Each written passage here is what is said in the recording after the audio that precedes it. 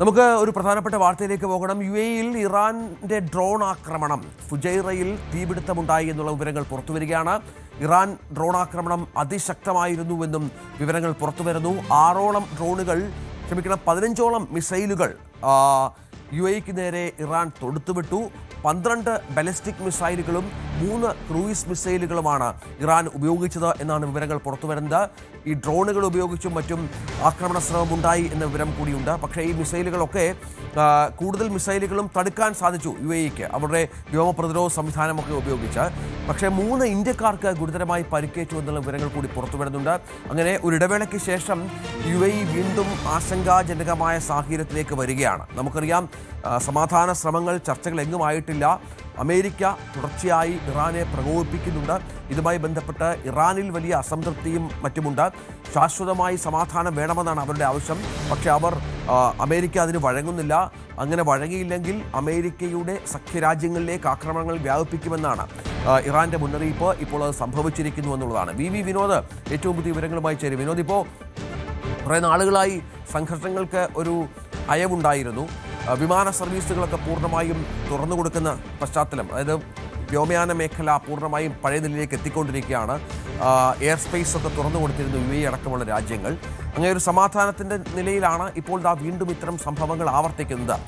രൂക്ഷമാണോ Gulf മേഖലയിലെ സ്ഥിതിഗതികൾ?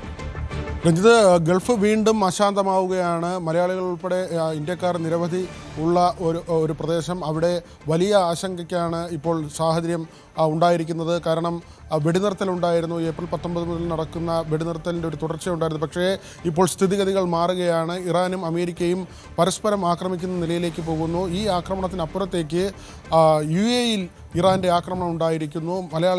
3 മലയാളികൾക്ക് 3 ഇന്ത്യക്കാർക്ക് പരിക്കേറ്റതായ വിവരങ്ങൾ ഇപ്പോൾ പുറത്തു വരുന്നുണ്ട്.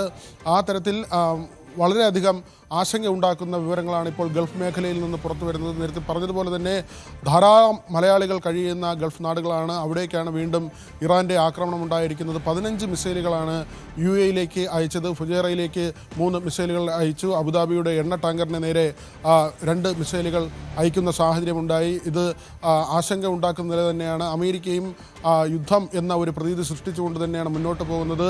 ഇപ്പോൾ പരിപൂർണമായും കാര്യങ്ങൾ ഹോർമൂസ് കേന്ദ്രീകരിച്ച നിലയിലേക്ക് വന്നിരിക്കുന്നു. നേരത്തെ ഇറാൻ ഫണ്ട് ചെയ്യുന്നു, മറ്റ് സംഘടനകൾക്ക് ഫണ്ട് ചെയ്യുന്നു, ഹൂതികൾക്കും മറ്റ് സംഘടനകൾക്കും, അത് ഇസ്രായേലിന് നേരെ തിരിയുന്ന സംഘടനകൾക്ക് ഒക്കെ തന്നെ ഹിസ്ബുള്ളയ്ക്കടക്കം ഫണ്ട് ചെയ്യുന്നു, ആ തീവ്രവാദത്തെ ശക്തിപ്പെടുത്തുന്നു, അല്ലെങ്കിൽ അങ്ങനെയുള്ള പ്രവർത്തനങ്ങൾക്ക് സഹായം നൽകുന്നു, ആയുധം നൽകുന്നു. ഇതൊക്കെ നിർത്തുന്നതിന് വേണ്ടി, ഇറാൻ്റെ ആണവശേഷി ഇല്ലാതാക്കുന്നതിന് വേണ്ടി, ഒരു ആണവ രാജ്യമാകാതിരിക്കാൻ വേണ്ടി ഇറാനെ ആക്രമിക്കുന്നു എന്നൊക്കെ ആയിരുന്നു വാദമെങ്കിലും ഇപ്പോൾ പരിപൂർണമായി ഹോർമൂസ് കേന്ദ്രീകരിച്ചുള്ള ഒരു ഏറ്റുമുട്ടലിലേക്കാണ് പോകുന്നത്. കപ്പലുകൾ സ്വന്തം നിലയ്ക്ക്, അതായത് ആ വഴി കപ്പലുകൾ കടന്നു പോകണമെങ്കിൽ ഇറാൻ്റെ അനുവാദം വേണമെന്ന് ഇറാനും, അങ്ങനെയല്ല അവിടെ ഒരു സ്വാതന്ത്ര്യ പോരാട്ടം നടത്തുമെന്ന പ്രഖ്യാപനവുമായി അമേരിക്കയും വന്നിരിക്കുന്നു. അങ്ങനെ ഒരു പേര് നൽകിക്കൊണ്ട് തന്നെയാണ് ഇപ്പോൾ അമേരിക്കയുടെ സേനാ വിഭാഗം അവിടെ ഇടപെടുന്നത്. 2 കപ്പലുകൾ അവിടെ നിന്ന് അമേരിക്കൻ സേന മോചിപ്പിച്ചു എന്ന അവകാശവാദം അവർ ഉന്നയിക്കുന്നു. എന്നാൽ ഇറാൻ ഇത് നിഷേധിക്കുകയാണ്. മാത്രമല്ല, അമേരിക്കയുടെ പടക്കപ്പലിന് നേരെ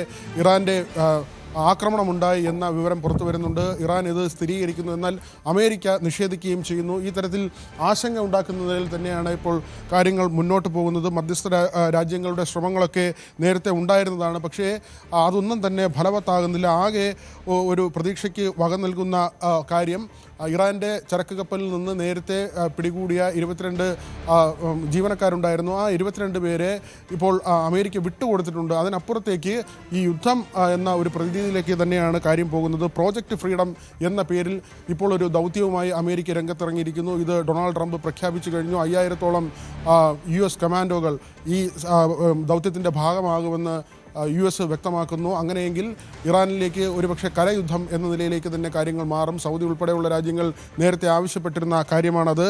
ആ ഒരു സാഹചര്യത്തിൽ എന്ത് സംഭവിക്കും എന്നത് തന്നെയാണ് ലോകം ഉറ്റുനോക്കുന്നത്. മാത്രമല്ല, ഇപ്പോൾ ക്രൂഡ് വില ഗണ്യമായി ഉയരുകയും ചെയ്യുകയാണ്.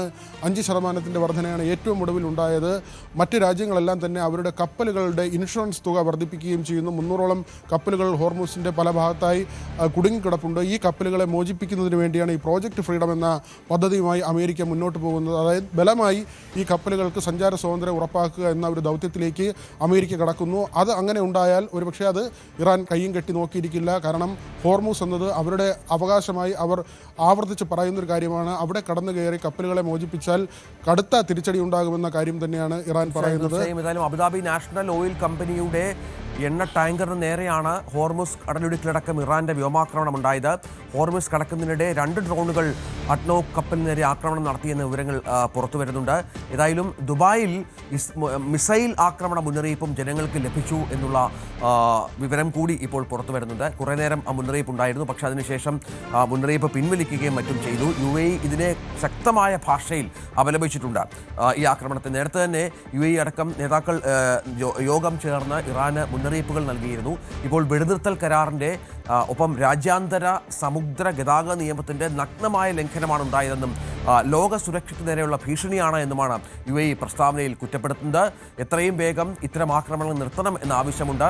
സമുദ്ര സുരക്ഷ ഉറപ്പാക്കണം എന്നുള്ള ആവശ്യം ഇപ്പോൾ മുന്നോട്ട് വെക്കുന്ന പശ്ചാത്തലമുണ്ട്. നമുക്കറിയാം UAE ഒക്കെ അതിവേഗം സാധാരണയിലേക്ക് മടങ്ങി വരികയായിരുന്നു. ജനങ്ങളൊക്കെ സ്വൈര്യവിഹാരത്തിലേക്ക് തിരിച്ചിരുന്നു. അവിടെ കാര്യങ്ങളൊക്കെ പഴയപടിയാകുന്ന ഘട്ടത്തിലാണ് വീണ്ടും അപ്രതീക്ഷിതമായ ആക്രമണ മുന്നറിയിപ്പുകൾ, മൊബൈൽ ഫോണുകളിൽ അലേർട്ട് അടക്കം വരുന്നത്. ജനങ്ങൾ സുരക്ഷാ സ്ഥാനങ്ങളിലേക്ക് മാറ്റണം എന്നുള്ള ആവശ്യവും മറ്റും വന്നിരുന്നു. പക്ഷേ ഇപ്പോൾ കാര്യങ്ങൾ സമാധാനപരമാണ് എന്നാണ് മനസ്സിലാക്കേണ്ടത്. കൂടുതൽ വാർത്തകൾക്ക് News 18 Keralam YouTube channel subscribe ചെയ്യുക.